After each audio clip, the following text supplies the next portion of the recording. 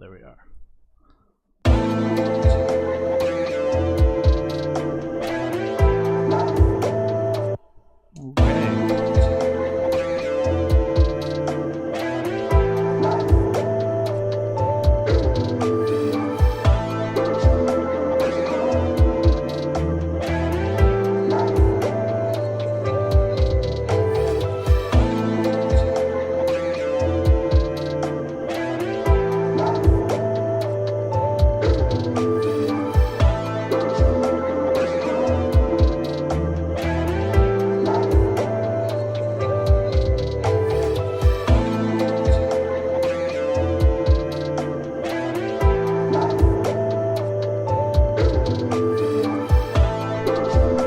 So for this track, like the other one, I'm going to do another kind of show and tell kind of situation with how I work these ideas out sometimes. So in this case, I have this really big electric guitar coming through right here. So let's listen to the solo. So that is my modified, slightly chopped up sample, and it's pitched way up. Like, I think the original sample is 70, and I'm actually gonna let you hear that. So let's go over to Splice real quick and grab this and drag it in. Oop, let's do this. Let's duplicate that. Let's go to Splice, and so this is the actual originator of that loop. As you can see, it's much longer. It's actually, I think it was at 70 BPMs.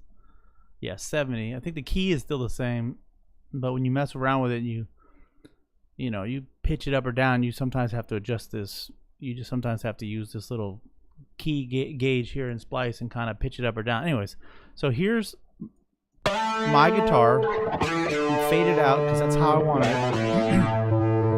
and I've affected it a little bit. It's a little kind of crunchy, so probably more crunchy than I wanted. But if we listen to the original sample, it's the same sound and everything, but you can definitely hear those transients and the whole notes instead of being truncated. Well, neither one of these worked for what I wanted, right? For obviously one of them's much longer in the wrong tempo, and it ends very abruptly as a loop. I don't know. Personally, I don't think a loop should do that. If you're going to end it, don't end it with that pop. It's fine. It works. They probably did it for a pack, and it's going to work in context of what they're doing. But that being said, I paid a session player to reinterpolate this or change it in a way that matches a more organic style that I wanted, so that I have more flexibility to reamp it, re-EQ it, but keep a mix of both of these sounds. Like, I like this, but I want it to work for myself, and I want more organic playing style. I want him to elaborate on it. So that being said, we have that exact thing. So let me do this. Let me dupe these tracks. And again, I haven't heard these yet, but I know who the guitarist is, so I'm not really concerned about how close it's going to be, because I'm almost certain it's going to be dead on the money. Hold on, let me go to where is it at? No, that's Splice. Hold on a second. Okay, that's not that one. It's going to be, come on, Beavis. Let's go. There you go. So, my friend Nikki V, the phenomenal, life-changing guitarist for me. Like, literally, just like I was talking to him about it today. I was like, man, I sometimes throw away whole sections of my song just so you can put your sustained whole note on there, and I'll throw away everything else. So, but let's listen to what he's got here. Let's download these files. I want you guys to listen to this in the time I'm hearing it, so we can all kind of enjoy the juiciness that is this. What is playing? Oh, you know what? I think it was my SoundCloud. Hold on a second. Yeah, I bet you that's what it is. Or maybe not. Something's playing. Let's close out that. Let's leave this open. Let's leave this. Let's get out of that window.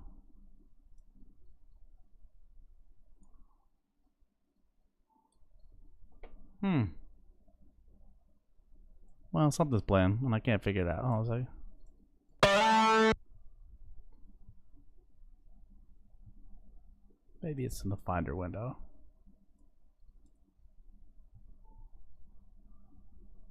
I bet you I hit something on the desktop. Oh, the joys. Yeah, let's figure this out. We don't need this anymore. I don't need that. Oh, you know what? I bet you it's Spotify. Hold on a second. Or, yeah. Where are you?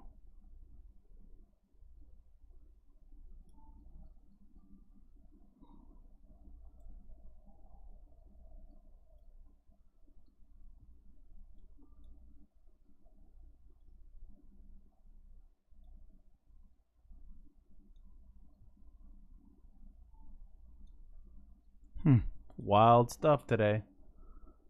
The good news is I finally got my guitar rig to play nicely.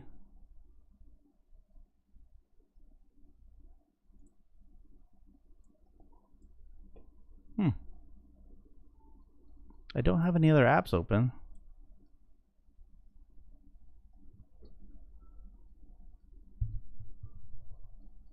Somebody's playing.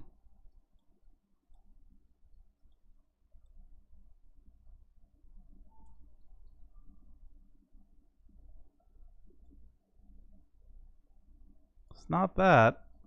Oh wait, it's that Facebook. Facebook has that stupid autoplay. That's what it was, throwing me off. Okay, back to regular programs. Back to our regular scheduled programming here. Okay. Okay, cool. So that's the original splice. Just to refresh where we're at in case you got lost. I'm gonna bring in his guitar tracks. Again, like I said, having them start from the beginning, it makes it easier. Even a trained, I'm not trained, but even someone that's done this for a long time, it can definitely throw you off if you don't have it synced up properly. You can try all you want, but if they're pushing and pulling, it's going to be difficult. So it's best to just try to get that out of the way real quickly, like by making sure that your loops start with the beginning of the track if you ask for a session player. And so the way I usually work that is, you know, we have our little loop cycle up here, which is great, but what I do is I take the stereo out track, right? And what I do is I use this as a gauge. You can use the arrange window, and you can use all these global track setups to do basically the same thing. Yeah. But this screws me up sometimes, and I forget because it's always either hidden, whatever, and sometimes it just throws me. Anyways, so what I'll do is I go to the stereo out track, and I'll create. It says hide to output right now because it's hidden, but what I'll do is, in this case, I'll show it. So I'll do it again, just so I'll show the output track, right? And I will create a MIDI region that goes the entire length of the song, the arrangement for me. Like if I'm doing a track and I know it's this long, I create a MIDI, just a regular empty MIDI. Right here, when you go up, if you click on this, I created a MIDI region that's blank, there's nothing in it, and basically that acts as my guide. See how I have all these automation for fading in and fading out? Well, if I arrange the whole song and I need to bounce this out for a session player, I go like this, and I'll take the loop cycle to this MIDI region. So for example, if I need to make an intro, like I need to add more to this intro or to the outro, when I grab this, it will move all of my track automation, so anything that I have. Otherwise, you would have to do that manually. Like, that's a really painful thing to do this whole song, and then you forgot that you have a fade out or a fade in, and you're like, man, that's tragic, and you forget, and that sometimes it results in some magicalness, but it's kind of painful. So I create a little thing, and it basically locks all of my automation there for me to move around. So if I were to grab this whole track, right, and just move it, see, now all of my automation that's channeled up is going to move with the track, right? So that in itself has saved me so much of a hassle. And I'll do the same thing I'll do this same logic. So for example, if I have a guitar track, let me see if I have something on the song that has this already done. Yeah. For example, I have a lot of these Vox effects, like these vocals are being affected by delays and reverbs and yada yada. But if you go up here, I do the same thing. So let's solo clear this, and then we go here.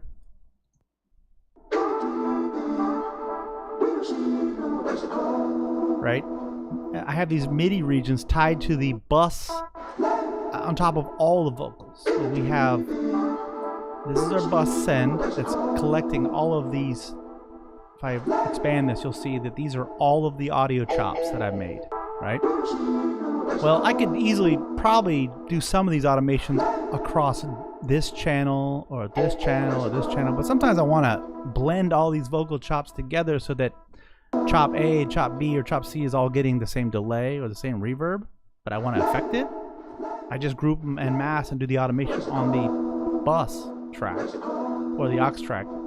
And when I move these, if I move this whole track, for example, I make sure to grab these empty MIDI regions. And these are chopped up because I know these sections are grouped together by what they are. But when I'm ready to say, hey, I'm done with the song, I probably just go like this and drag it all the way out to the end of the track. So that way when I decide to move this whole section, right, if I need to make an extended version or, yeah, whatever, now all of my automation moves with it. It's just a nice clean way of remembering, hey, I have to have these things tied together. Yeah. Something I learned through countless errors. Countless times of like forgetting the whole track of automation. In the moment you're moving things around, you're trying to like figure it out, and then you go, oh my god, why does this sound crazy? It's because you forgot to move all of the automation with those tracks. But anyways, I digress. So let's get back to this guy.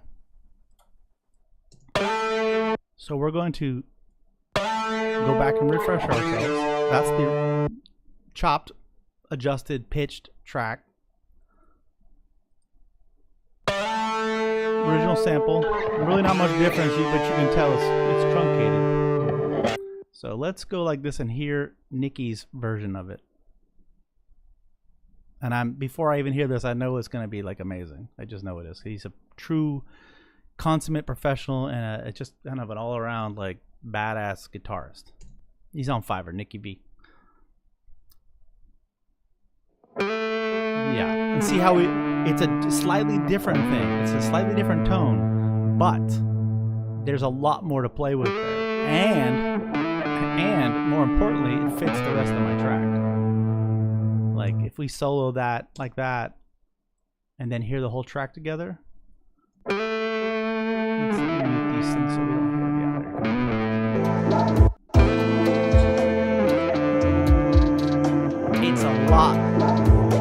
It's a lot better. So I come up with ideas that I feel like, hey, this is a good power guitar section or a good whatever it is I'm working with, and then I do the best I can. But then I call in the professionals and let them figure it out. I'm not gonna. I could sit here all day long and time stretched out to be perfect, but I want it to be as organic as possible, and this works perfectly. See how it's less aggressive in overall tone, but it still captures that raw grittiness. Yeah, this is absolutely perfect, and he looks like he did some other sections too. So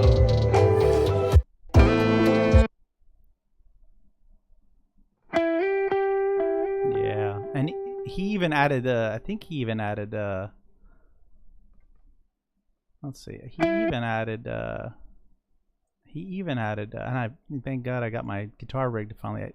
Something I needed to be repaired. I had to reinstall it. I don't know. It's some nonsense, but he even did the delays for me. I had these delays on this kind of this long note, this whole note, in some sections, and then, but like if you go over here and listen to this.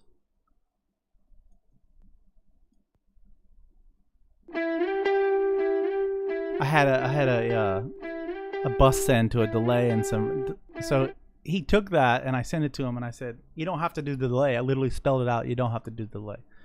Yeah, well, he didn't listen to me and he did the delay anyways. And here we'll hear what that sounds like. Let's see if I can get this to be expanded.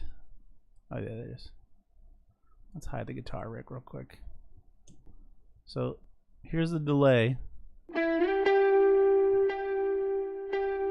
Which is cool. I'm probably may or may not keep it, but he did the delay and it sounds pretty great by itself.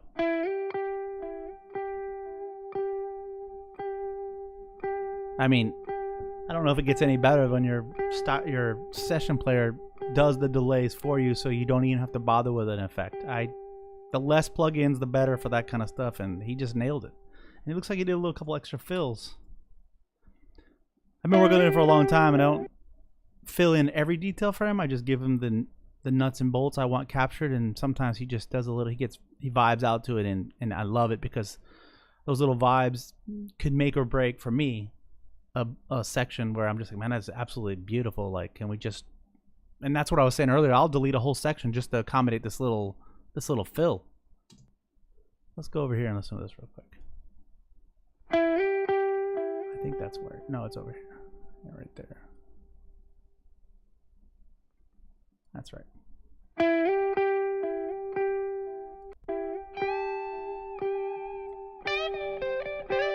I mean, I don't know, man. That sounds amazing. And just that little thing right there, like that right there, could be a segue into a bridge or a change or it's endless what that could be. Yeah, so let's listen to these all together. And they're not gain staged correctly. I think I'll make these louder. I'll match basically the same panning that I had on these guitar parts. He has a really great, I don't even want to call it Tennessee blues style. There's a lot of blues in there, there's a lot of country, but truly phenomenal. And I use him. When I was saying in yesterday's video about like using wet or dry effects, with comes to Nicky, I don't even bother. Dry, he sometimes sends me dry if I specifically ask for it, but 9.9 times out of 10, the wet signal he sends me is where it stops. He's just that good at knocking it down to where like I don't even try to. The only time I would ever listen to the dry signal now is when I know that is a very specific thing I'm looking for, and he couldn't do that because I'm talking about plugins or gates or whatever. But in this instance, this is straight from him. Like I haven't done anything to this, and so like it's kind of ridiculous.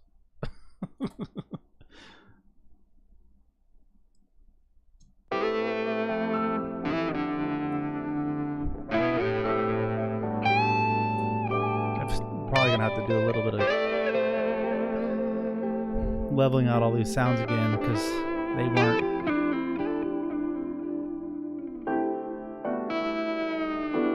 Oh man, that's so good.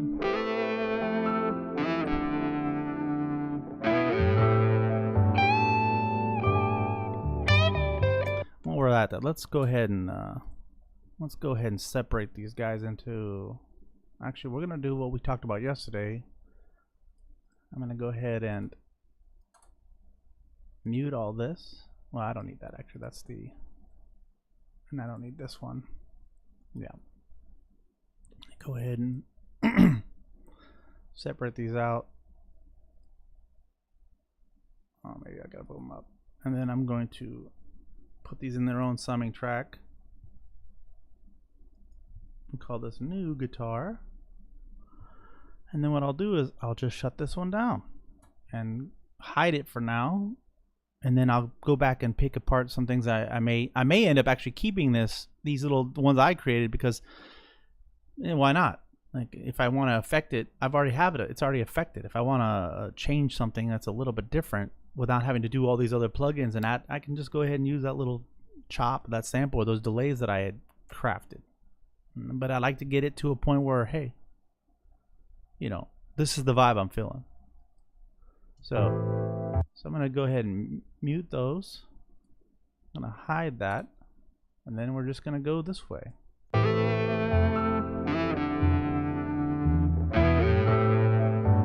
see what this all sounds like now.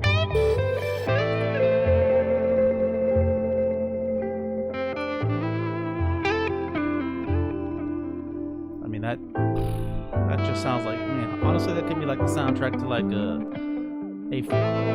sci-fi futuristic Law and Order. Which is perfect for me, because who doesn't love a good Law and Order marathon? If you say you don't, it's sacrilegious, and you just don't. Stop watching now.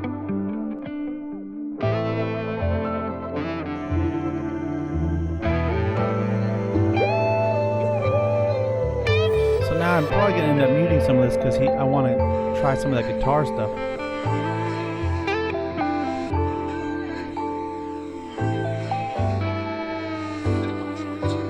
Yeah.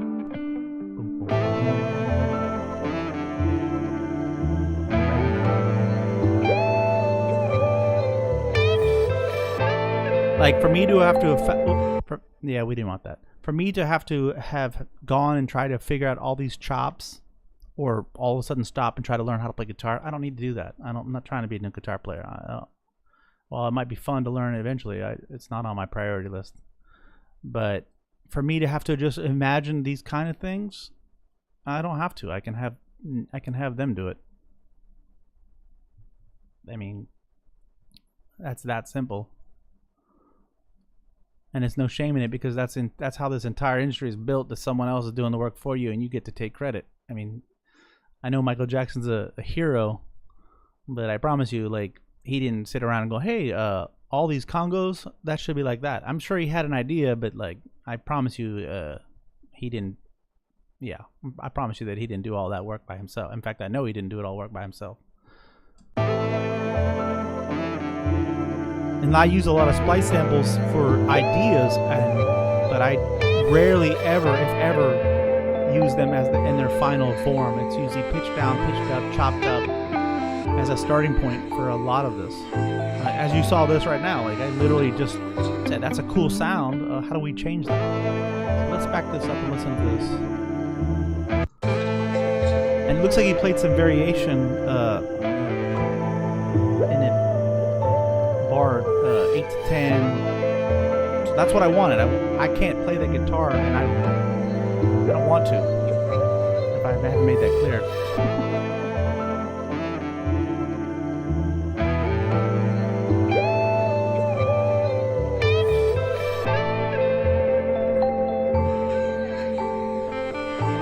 Oh man, that's just like a dream right there. And the best thing, like I said, the best thing about Nicky is that I'm not really gonna mess with that too much. I may do some effects and some tweaking and maybe edit out some things, but I know I'm probably not gonna do too much to it, if anything.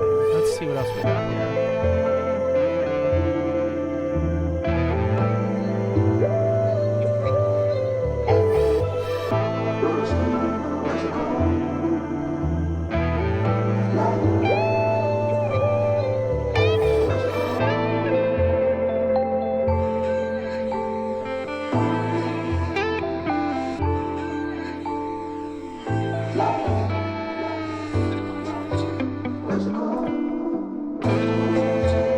One of the other things I like to do, we're in version B, so let's go ahead before we save this. Let's go ahead and create this a C.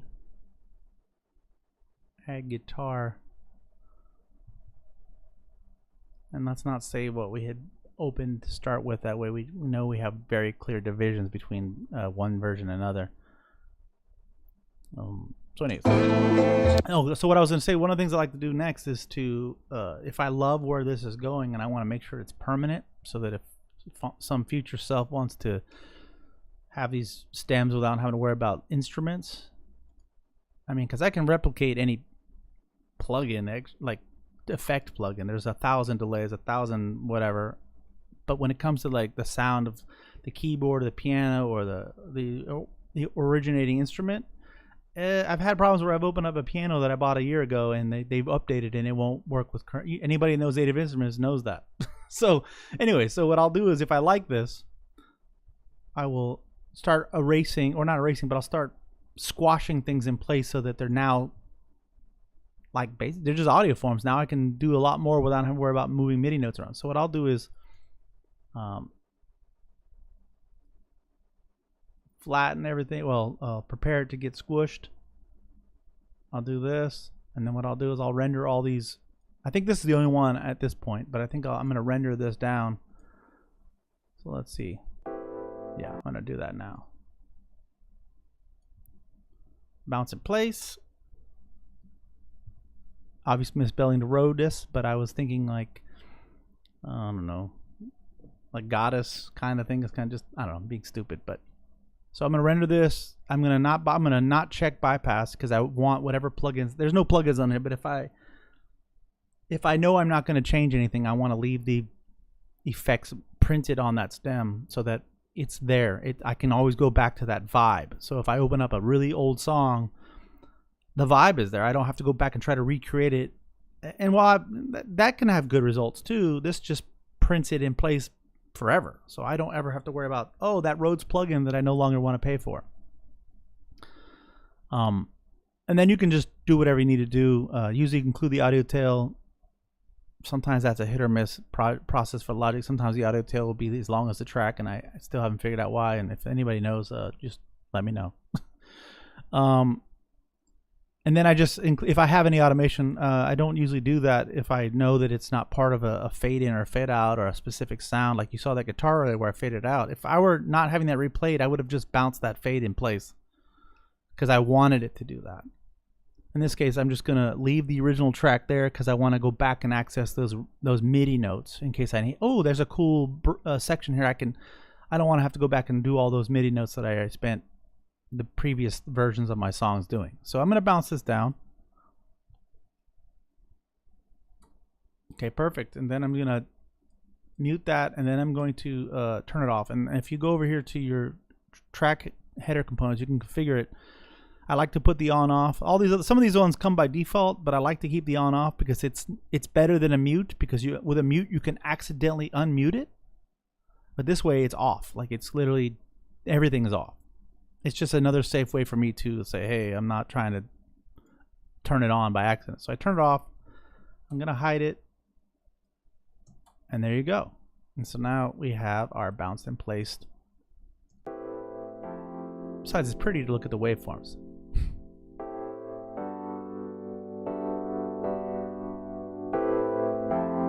If I'm not mistaken, I had a phaser on here, and then I bounced that in place, and then replayed it, and then I did a lot of combining of things to get a very. See how cool those waves are like this? Look at that.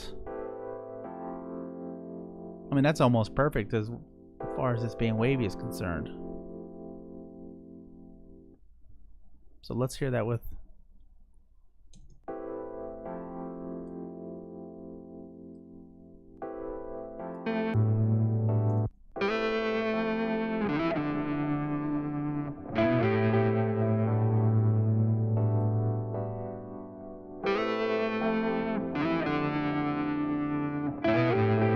And his tone, like, he knows. I mean, he was listening to my bass, and that's another reason why I like using him a lot, because he knows. And any real good musician will listen to what I'm giving them and say, hey, I'm gonna carve out some space for the sound you have, instead of I mean, there's a spike here, but I'm gonna fix that. But this way he's already know that my kick and my bass are sitting over here, so I don't have to do any, I mean, relatively harmless EQing after this to kind of like make it work.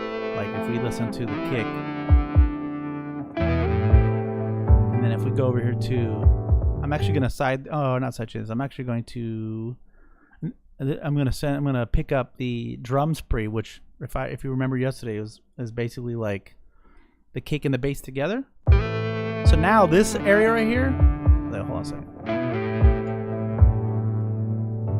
That's the guitar, but this area right here is my drum and bass together. Look at that carve right there. That's perfect. I may just tame this a little bit, this spike, because I don't think it's, I mean, it's fine, but I'll bring it down a little bit. But that's perfect. I don't have to do any EQing. I may actually just go like this and remove that really low end so that I catch some of that.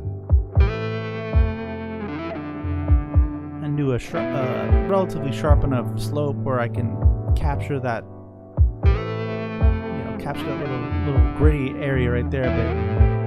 But look at that, it goes right past. It goes right past this whole track.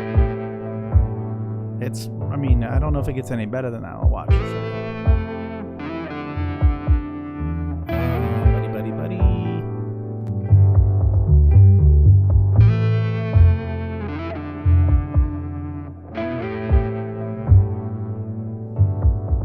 my bass. Right there. And it literally just scoops right through it. So I'm getting the best of it. I mean, I don't know if it gets any better than that, really. My kick. And there's that bass fundamental right in here. Just poking right past it. Let me just bring this a little bit.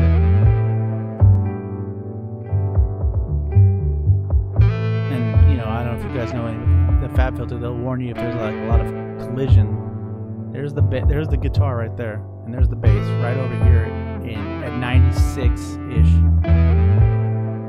And this is I could talk about this for years, but anyways.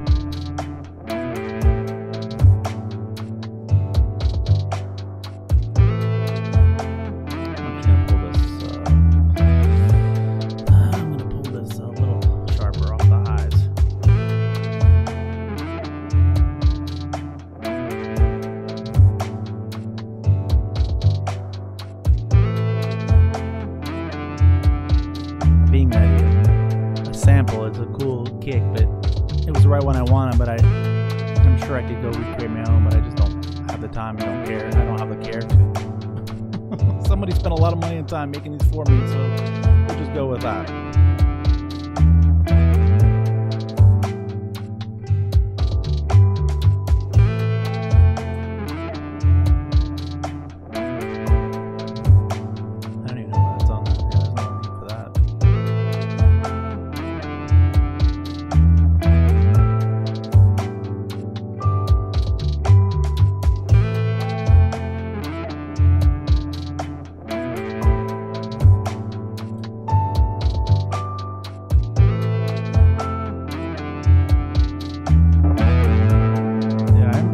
Up a little bit, but basically just compress it a little more. That's all I have really here is just some compression.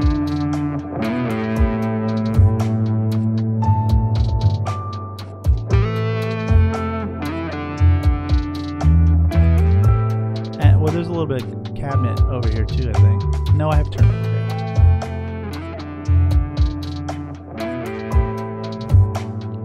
I love these presets in Guitar Rig, but sometimes they don't work for what.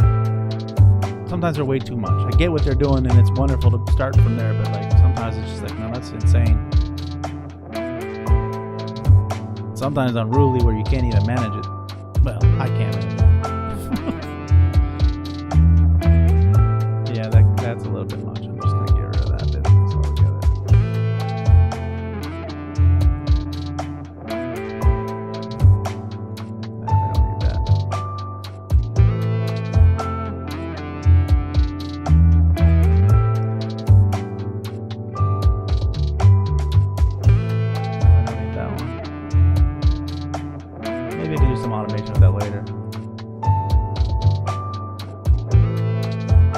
One thing I do like about these native instruments, though, is their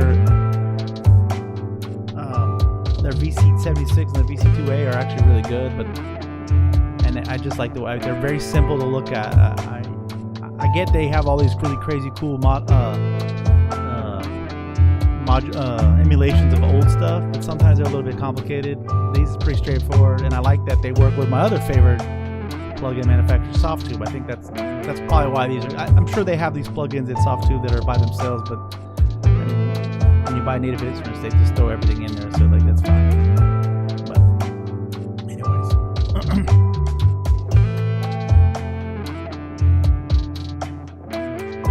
let's see what else.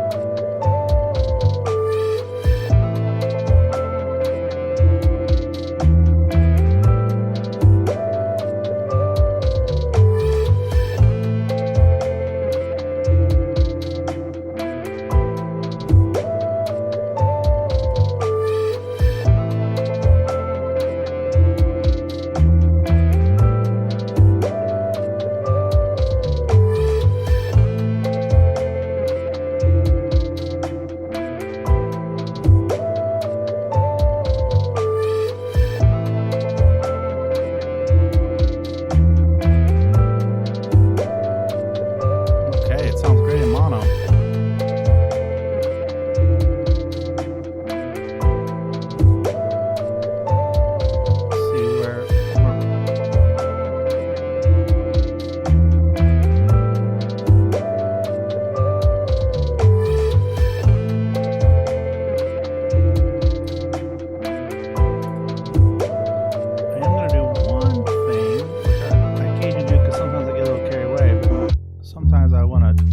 And check my bass. Yeah, that bass is like bonkers. It doesn't sound like it on your end, but it's literally like blowing my aux buzz or my master buzz out of the roof. I like to keep everything at about -6 total at the end, so that I know that that's when I send it to the mastering. He has plenty to work with. I'm -5, -4. You can whatever you feel comfortable with, but I like to give him as much headroom as possible. And so I have, going back to what I was talking about the plugins yesterday, that's why I have those tools on the end so that I could monitor that more effectively. There's times where I'll mix a song and I won't even look at that anymore, and I'll know that it's just by hearing that it's at the right level. Just being prepared. I don't want to have to remix a whole thing and mix it up and mix it down or go find the offending culprit. And this is just easier for me. So I'm going to start the kick. I'm going to bring this down to 0. I'm going to bring my bass down to 0. And then I'm going to bring this guy up until it reaches -3. Perfect. With some variation, but that's fine. And then what I want to do is I want to bring my bass up so that the sum of the two sounds, the two bass parts, technically it's a kick drum, but they're two bass sounds. So I'm going to bring my bass up to minus, so that it equals, the total is 0 or close to. It doesn't have to be perfect, but I want -3 from the kick, and I want this to be -3 to make it 0. So like this is going to be up 3. So it's probably quiet on your end because it's you're not going to be able to hear it because it's just real low. Or maybe you can, I don't know. These headphones are a little deceiving, so I don't know. Clear it out, put it at, if it hits about 0 or 1 or relatively 1, yeah, that's perfect. And so some other little tip I have is I usually will have a master plugin type thing, all in one in the box, Isotope. This is my favorite one, this Master Desk Pro from Brainworks Plugin Alliance. What I'll do is I'll simulate what a mastering engineer would do. It's not going to be obviously what he's going to do. It just kind of gets me to a, hey, you know, that might be too much. But it's just a simulation. I don't use it as, I turn it on once or twice and then I leave it at that. To get how the punchiness is going to bump up. And these settings on here are kind of what I like, but it's not what he uses. And but at least I know the ballpark and which is going to work for me.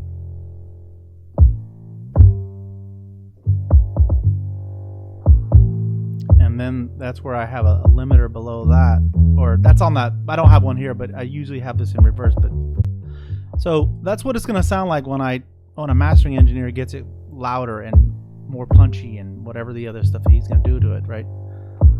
But the cool thing is, I don't have this anywhere in the mix along the way, so I don't have to undo it later. So it's literally like, oh, that's cool, great, now I'm moving on, right?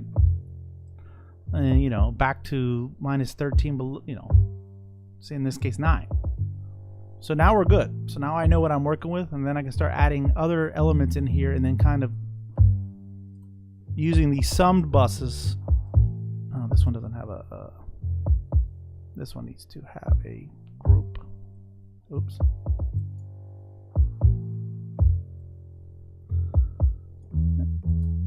Yeah, I do that. Okay, cool. So let's see what the drums sound like when we're talking about overall. Let's see what this does. I mean, you see that it's not even affecting the overall volume of that. Because once I get those bass and those kick parts kind of merged together, I can pretty much add everything to that or subtract from it, but I don't lose that overall vibe that I'm going for. So in this case, like I'll see if I let's add the keys.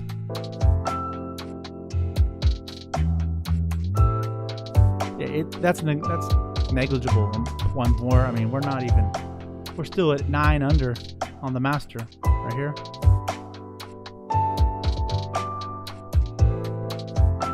And that looks like it's just going to be this.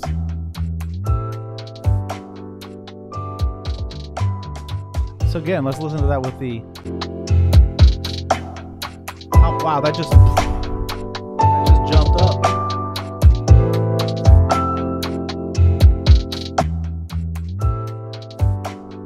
Before, after simulated mastering. So at no point in time when I'm working on this track will I not know how close or how far I'm getting away from a final product. I'm not having to go backtrack 1,000 steps to go, what's screwed up here? No, I'm not doing that.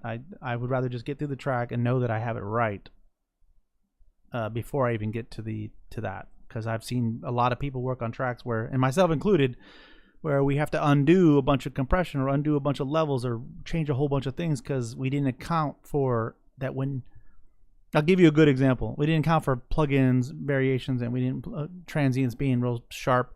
One of the things that I had to learn is that when you put some of these cool plugins, they have some really cool things going on in it, but there's a lot of noise floor that comes with these things. For example, that RC retro color I was talking about the other day, or anything that adds saturation or harmonics, there's a noise floor that's come, like the tape plugin I have, or the color copy. Any of these things have. And so I made a track and we got it all ready and it was cool. It sounded great. And then when I sent it to the mastering engineer, he did a great job. What I didn't account for was that when he did that, all of the nastiness that comes with it came just blaring through the mix. All the noise floor, you could hear. It's not pretty. That noise floor is there to kind of soften up a bunch of things and kind of make it warm and, swimmy, like I told you guys yesterday. Nah, it just, I had to go back to my mix and find the offending culprit that had, for example, like if you look at this, one of my favorite plugins is, maybe I don't have it on here. Oh wait, it's going to be on the pre-out bus. It's going to be this guy. This guy, wonderful. But there's this little button over here called noise, right? And I'll turn it on, turn off, depending on what I'm doing. But I had this on, but then I also had another plugin that had a similar noise thing on. And let me tell you something. It sounded like somebody was chewing on a bag of Doritos. Like it was awful. And I had to spend a whole day double checking all the offending plugins for this ridiculous, not just that, but like there's no auto gain sometimes. There's a lot of things but I don't want to do that anymore. I don't want to have to like go backtrack through 15 plugins I couldn't hear because I didn't pretend or put a mastering type plugin as a guide for where my song was sitting. Like, I mean, the difference here is completely night and day.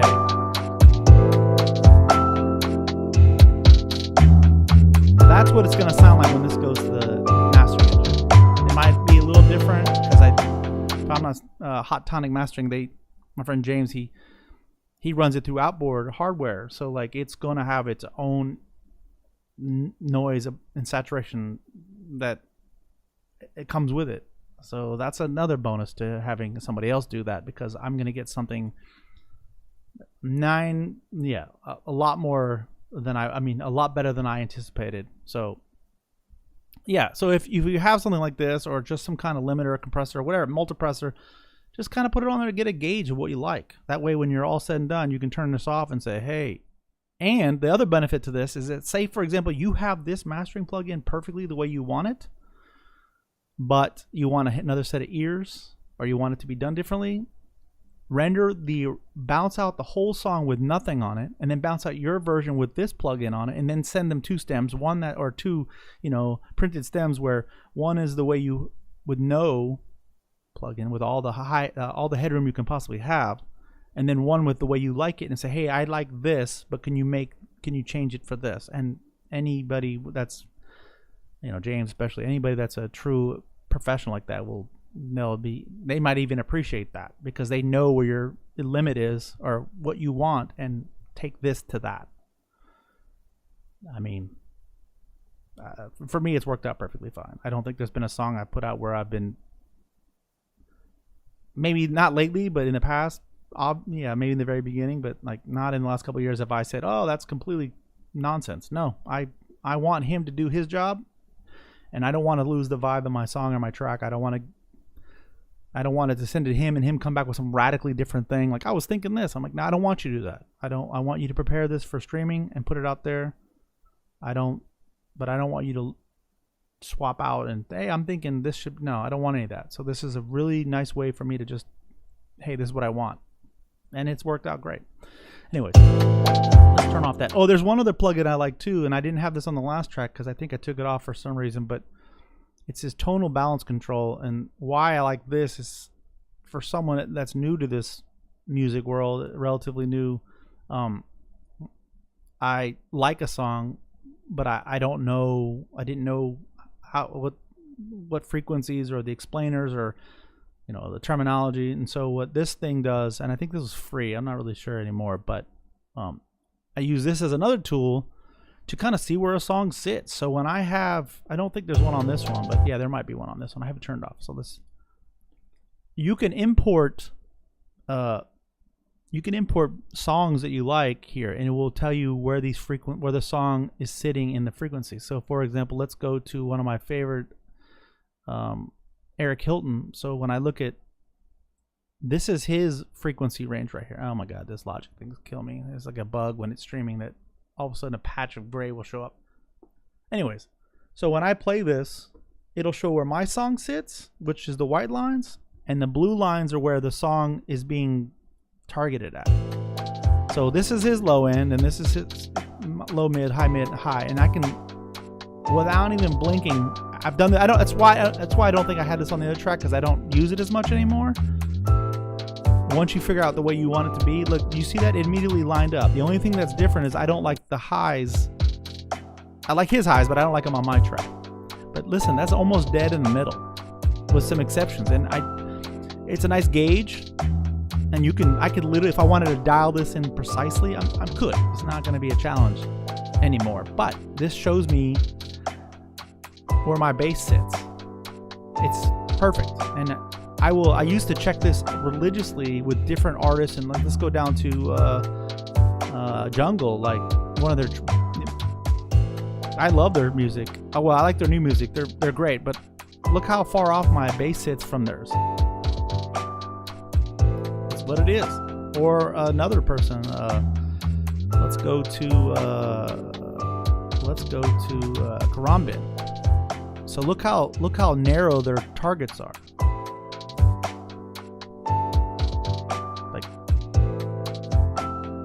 Right? But this is a nice little way to kind of say, hey, I want it to be like this. If I want to go over here and, like, let's just, for example, if I put my kick and my bass, I'm way out. But if I go back up to Eric Hilton and grab one of his other things, right? You're not getting all of that sound. See how low that is? But if I go over here and start adding all my other instruments, would that have additional low end on it? Look, immediately it goes right back. And that's another thing I've learned, is that, yeah, you can have high end, your low end and your bass and your kick, and that's great. And there's going to be a plethora of instruments that have low end in there that you don't pay attention to. But look at that, it goes right in the middle. So the culmination of all those frequencies and tracks are coming to a really good point for me. But use this as a guide if you have it. If you don't, just, do it your way. Anyways, enough of that plugin. I think, which is weird about that plugin though, be careful with this. Don't leave this on if you have it, because they say, oh, it doesn't impart anything. No, it does. I've seen the volume increase when this plugin goes on. Literally, like, oh, okay. Anyways.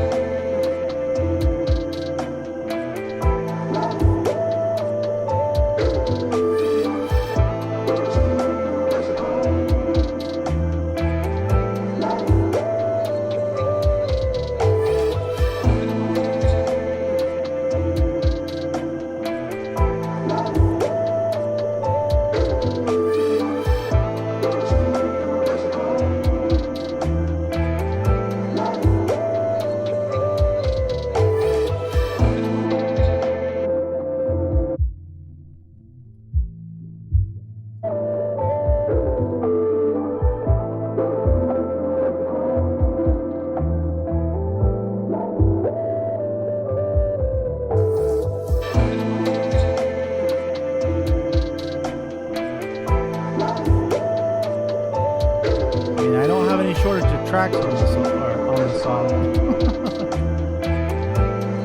I mean, there's no joke there. No, I don't have any more. Let's get rid of that. Let's start eliminating some of the ones. Maybe that was it.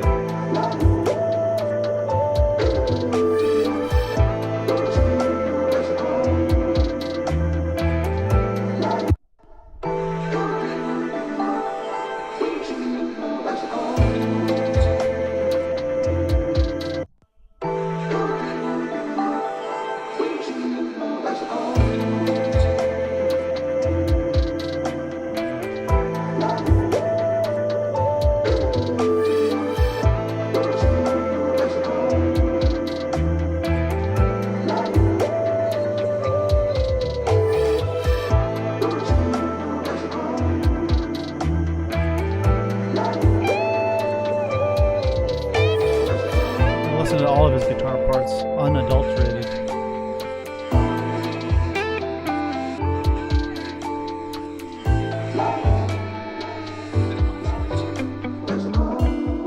Maybe that almost is.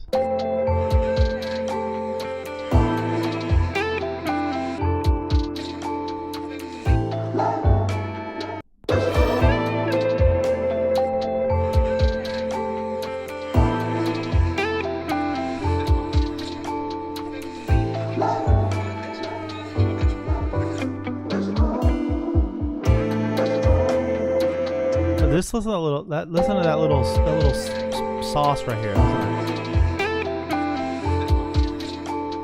Ah, that's just perfect. And doesn't need to be repeated. That's the beauty of that moment. I'll raise that up a little bit.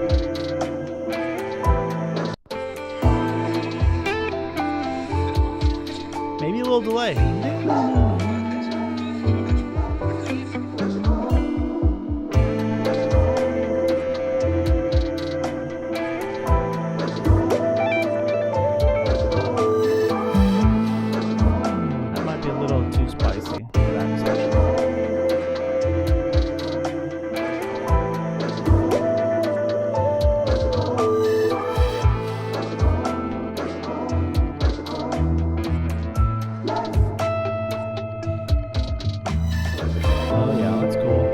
See how that added a nice little fill part there at the end? I'm gonna keep that little guy and make him louder though.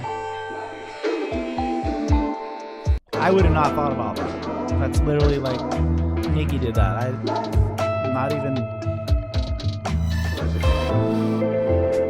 Yeah, maybe I'll even mute something. Let's see. Let's do this. Maybe I'll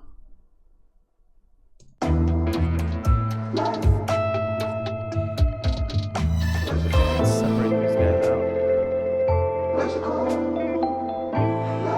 Let's see. I'm gonna get rid of. Do I don't want that muted? No, I want not. I don't want that muted. I want this muted. Let's see. Shift M. Get rid of all the muted stuff. I want to keep these guys for now. Okay, I think. Yeah. I'm okay with that. The benefit of just being able to make that decision immediately and not worry about like losing it is because I remember we have the original alternative. I have 3 alternatives that exist somewhere in space and time on a server, so I'm not worried about it. And also it's somewhere around here. And I think letting go of those moments in favor of newer moments in the music for me is, I like I said, I wouldn't have had that part if he hadn't played it. And now I'm making space for it, accommodating for it, and letting the song breathe in a different way.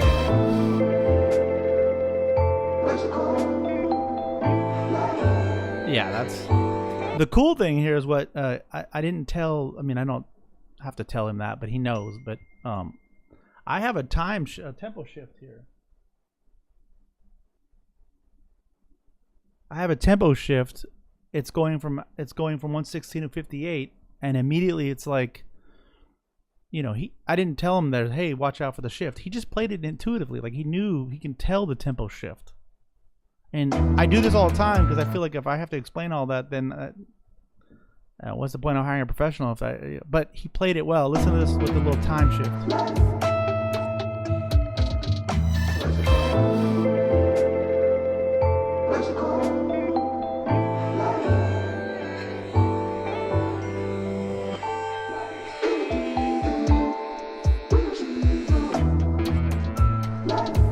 That's cool. Like, I don't think that gets any better. I mean, it could, but I'm pretty content with it right now.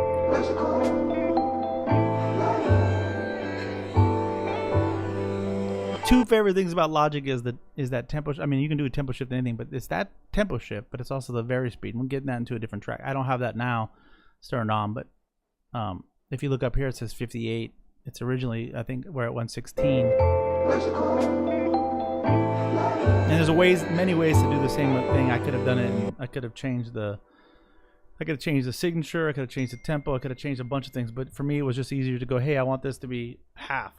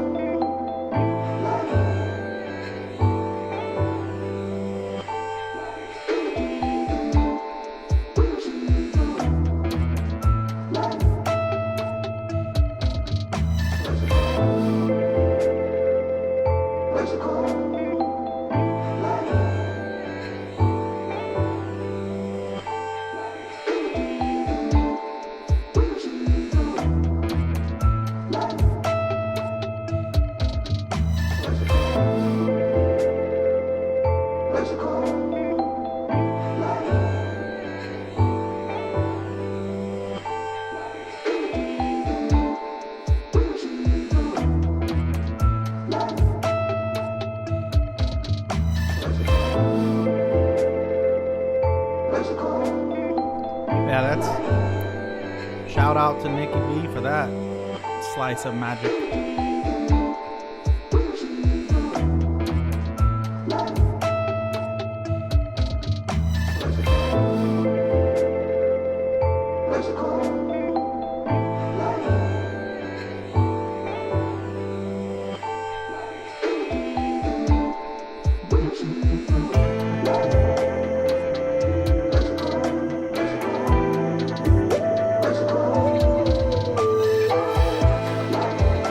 Listen to this delay at the end here that he puts on it. I can see it.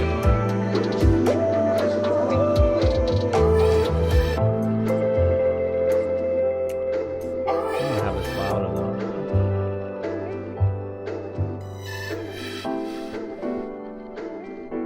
I mean, it really doesn't get any better than that, honestly.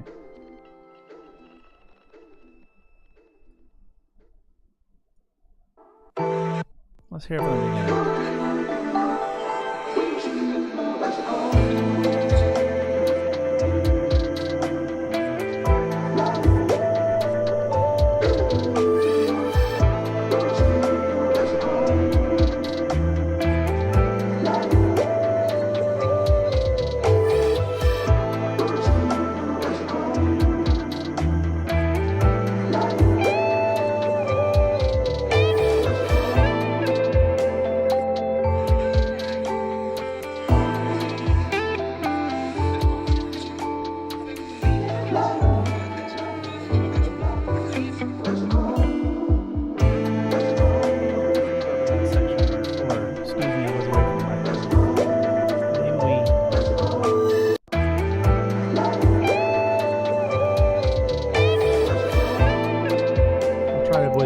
Dead patches from Logic's ridiculous window here.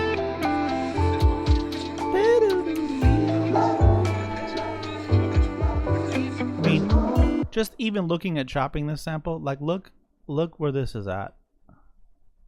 I mean, his timing and production or whatever he's doing on his, I mean, it could be timing, it could be a lot of manipulation. I don't care. But honestly, like that is tight. That doesn't get, that's tight. Even putting butter on that ain't gonna help you. It doesn't, it's just in there. Let's try this. Let's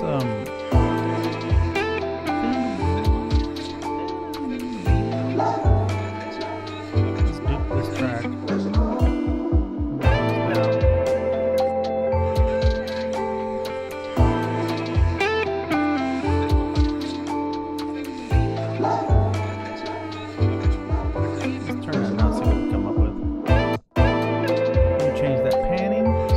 Opposite.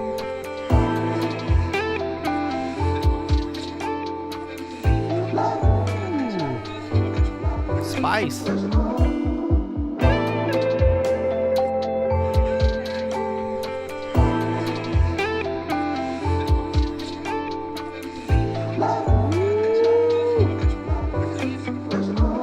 It went from Law and Order to like I said, dark Law and Order.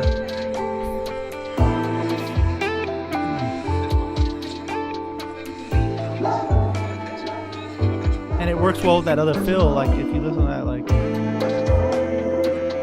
it plays very well. It plays nicely. Let's listen.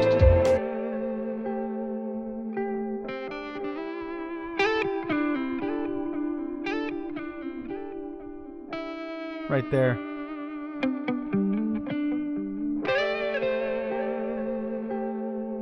That's great.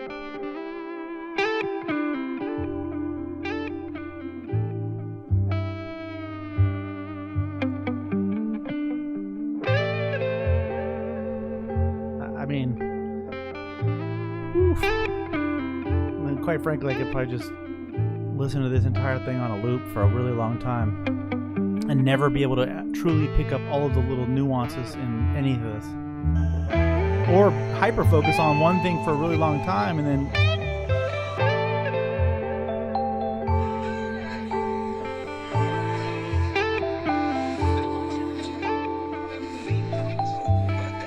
I think this, let's see what this is. Yeah, that was a whole ass sample that I just fit. I'm not feeling it, so I want to repeat it.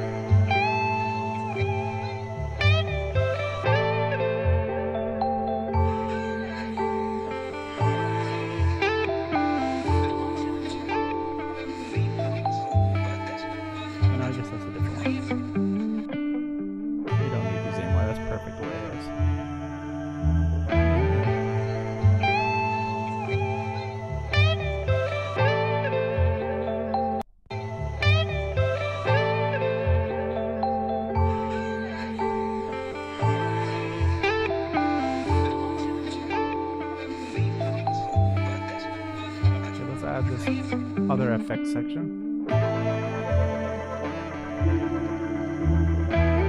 This is the space in the Mars Saturn sound. This is all these little ear candy things that just sit around. This was a sample I chopped or I used up on Splice, but if I want to do this myself, I use my my handy Zoom microphone recorder, and I'll go out to Chicago, or I'll go wherever I'm traveling, and I'll record the audio off the street and then come in and manipulate it. A few of our previous releases, the noise floor, like, and the sonics like this are all from like recorded audio from the streets or from walking around town. But I really like the whole radio switching kind of vibe, where the radio channels are switching, and I'm sure I could have done that myself, but again, one of those things where I'm just like, it's not that dramatic. If it's so far back in there for texture, it's not going to matter to me. I could have done it, or I could have Splice is perfectly fine for me. In fact, it's the only place I get my samples, really. And I'm not sponsored by anybody, so I'm just trying not to gatekeep here, and I just want to let you know, like, hey, just do it.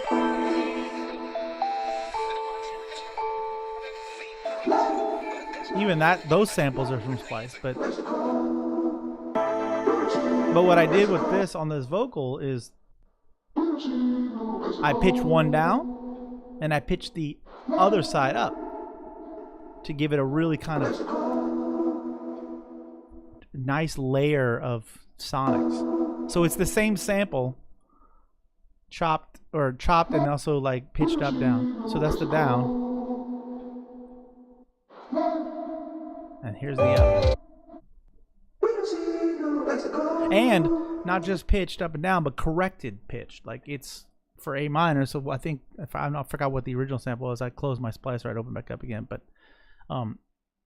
I found that the sample was either an A minor or something else, or C.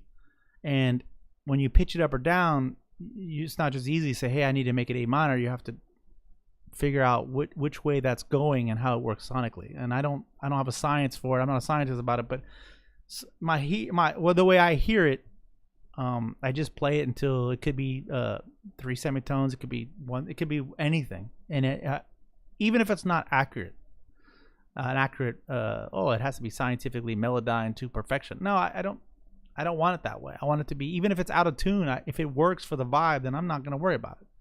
This is one of those situations. I did nothing other than pitch it up and down and actually track it to this BPM, and I left it that way.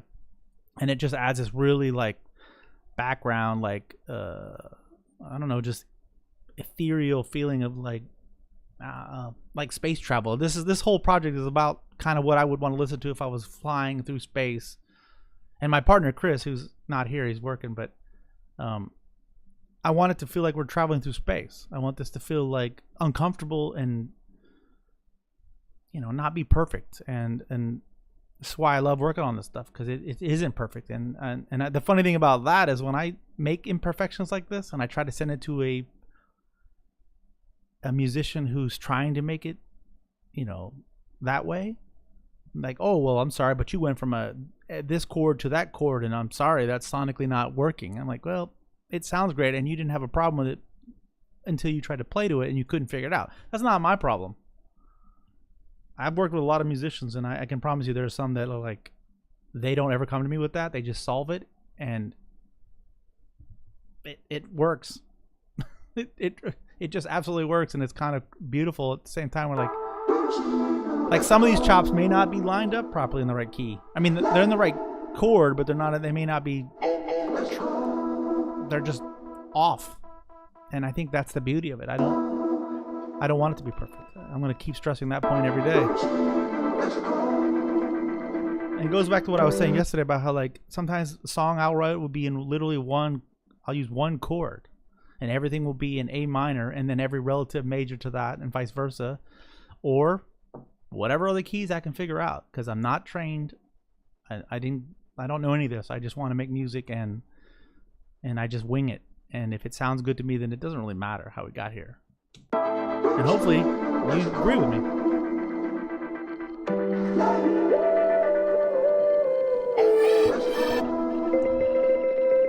And if not, that's okay too. Like, I can almost assure you that, like, my original chords that I did were actual, like, you saw them, they were MIDI chords that I wrote. And I hand-picked each inversion and each, you know, how it modulated between chords, and it's probably not perfect. And I'm sure like another musician would, whatever, figure out the exact what note goes to what. I don't care if it has a vibe and I'm feeling it. Now, I will say this, I have learned a lot since I started, and I have learned what sounds better, and it does make an impact. So there's less slip between the sample I'm trying to put and where I want it to fit. Before it was just trial and error, but now it's still trial and error, but it's a little more, there's a little more behind it. There's a little more knowledge behind it, a little more, okay, maybe I do need to have this in the same key. Or as close as possible. What we're working on right now, this song was actually a song that started back like, this started originally like, I mean, a long time ago. Like, so I'm going back through a lot of our earlier tracks that we had great ideas, but it just, you know, again, limitations in knowledge and intention and where I was trying to go with this. But when I look at working, let's see, this song started in, oops, where'd my finder window go? Let's see. This song started in 2018, quite a while ago, and I had to put it on the back burner because I didn't know enough, and we both didn't know enough, and we're just winging it together. But so I opened it back up, and the idea is solid. The chords were solid, the vibe was solid, but now I'm trying to beef it up to what I know now, and that's what this whole journey has been about, is trying to like bring what I want into reality from where I started.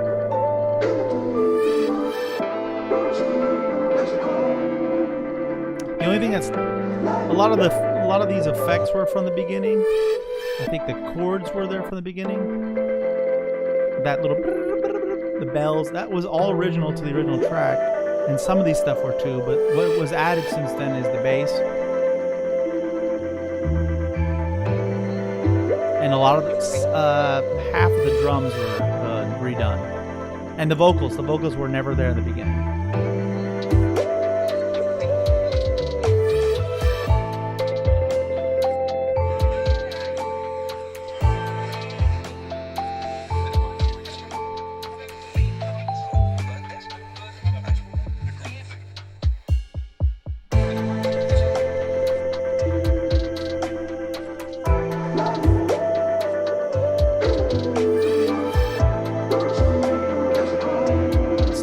one or two more pass-throughs so I can feel it out.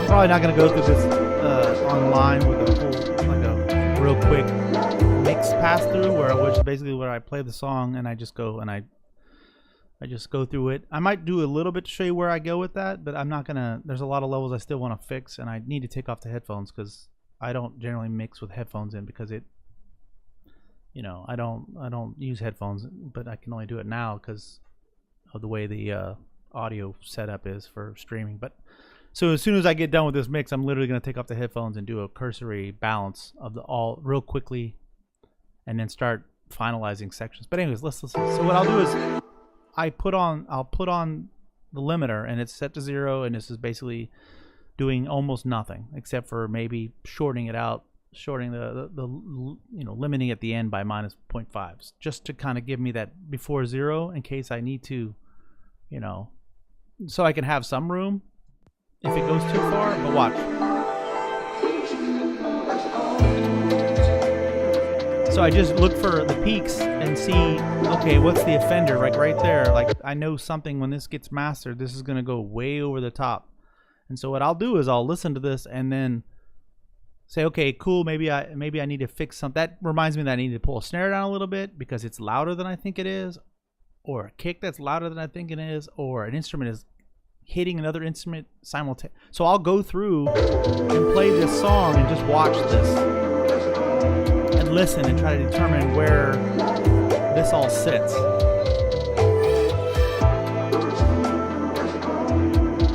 So far it looks good, but there's the occasional spike that I need to be concerned with. So far it looks good though.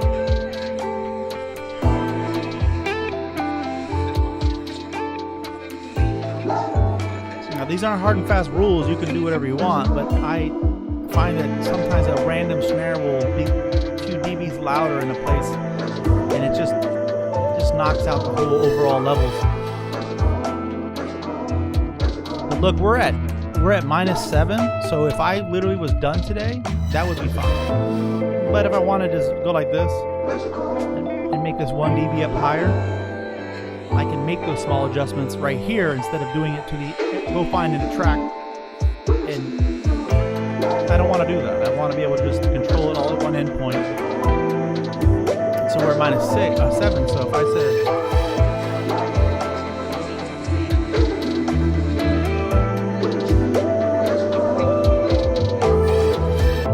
trial and error. That's literally what this is about. Like me figuring out. And I've got plenty of headroom. So even if I wanted to go 3 on this.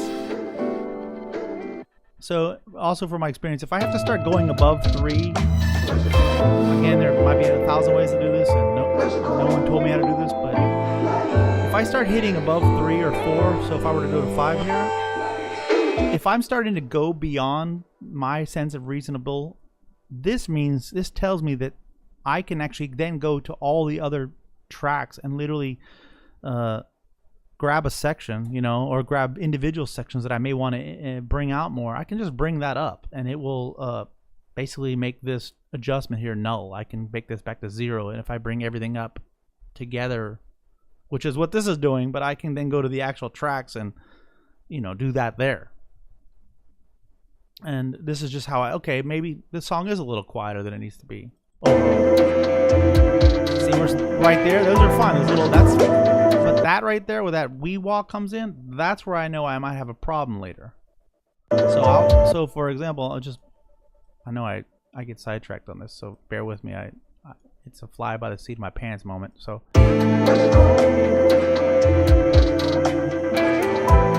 right there, if I bring this down to 0, look at this.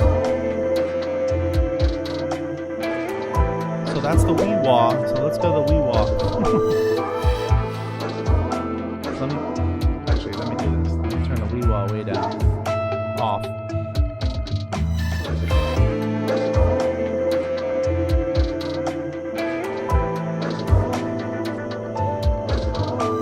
And the reason why, you know, coincidentally, the reason why that actually is spiking a little bit more is because you can't tell there, but I'm going to show you. This wah, or what did I call it? Wawish. It's actually a mono, so what it's doing is it's cutting through everything. So one of the things I've learned is that with mono tracks, they are deceptively quieter or louder than you actually think they are. When they're just an instrument that's mono by itself, if it's not the bass or the kick, if it's a guitar or for something else, those mono tracks will like a slice right through the entire track, and that's good, but they're usually louder or quieter than you believe they'll be later. So like when I go like this, I can get the same effect, but just all I have to do is turn the volume down a little bit.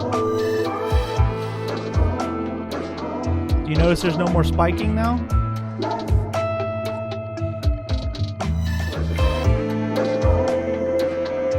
Let's actually put this back up to 5 and see what will work.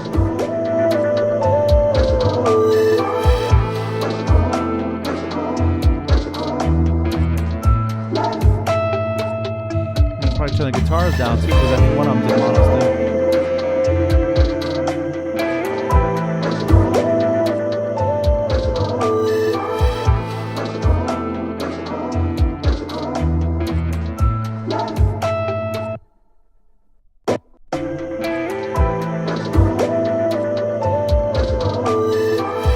Yeah, see how there's no real obvious spiking there anymore like it was before? I think I lowered it like 3 or 4 dBs, but I can still hear it. And I'll basically do this across the whole track. I mean, it sounds repetitive, but I mean it is. But for me, it's about getting the things that I want the way I want them, with no exceptions and no allowances for like, oh well, somebody will fix it later. No, I don't want someone to fix it later. I want to fix it myself. I want to understand this now. I don't want to have someone fix it and then that mastering engineer decides he's not going to work with you again anymore, and you're stuck with a bunch of things that you don't know how to fix. I want to be self-sufficient, but I do want to work with other musicians and masters, mixers, or whoever I'm working with. But I want to have a reasonable sense of what I'm doing, so that way I can explain it, and I don't have to have anybody fix it. That my mastering engineer is not fixing anything; he's just toning and shaping after that, and making it ready for the internet or the radio or whatever I'm deciding, or the album. We just got an album printed last year or the year before. I don't want to have anybody disappear and then I'm stuck not knowing what I did. And so maybe this is an unscientific way of doing things. Maybe it's my scientific way of doing something. I don't really care, but it's just little things I've learned that, like, if you want it right, spend a little more time paying attention to things and not accepting, oh, because I don't know, I can't fix it. Nah. Patience and practice. So look how even this is. Look how even this is right here.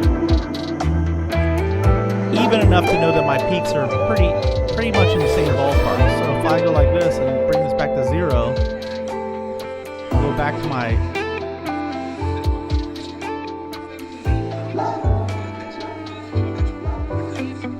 what I mean by even is I don't want my entire song to all be level. I want these valleys and peaks to kind of rise up, but I want what the kick and the bass and the main part of this track to be relatively level, so that when my quiet parts become quiet, they become more emphatic. There's one more thing before I go, because I'm almost done here, but what I want to show you is that listen to the difference between this song without the mastering plugin and with it.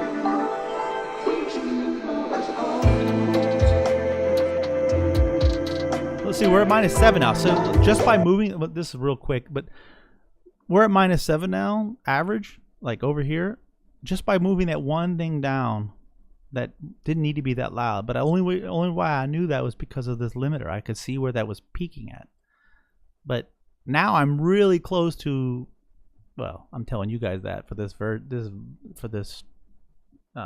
broadcast, but I still have some things I need to do, but it's more just OCD type stuff. But we're real close to, like, it sounding, it could go to the mastering engineer today and I'd be fine. But watch this.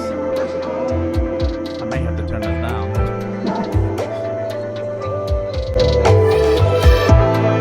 I mean,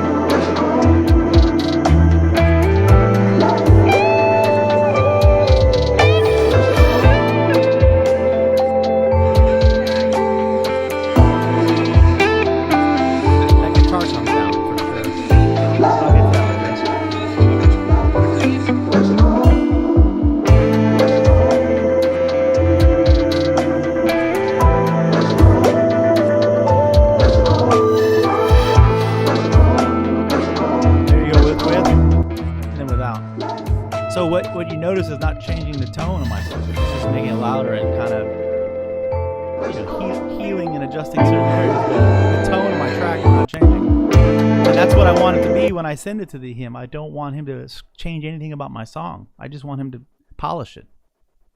And that's what this is doing, you know, in degrees.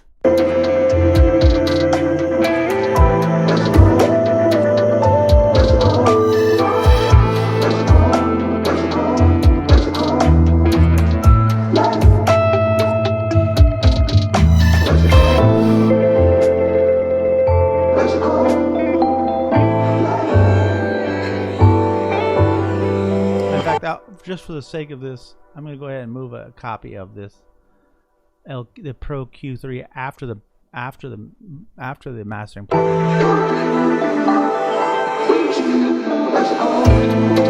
want to show you this peaking, or this level that I'm talking about, like how everything's pretty uniform in the spots that it needs.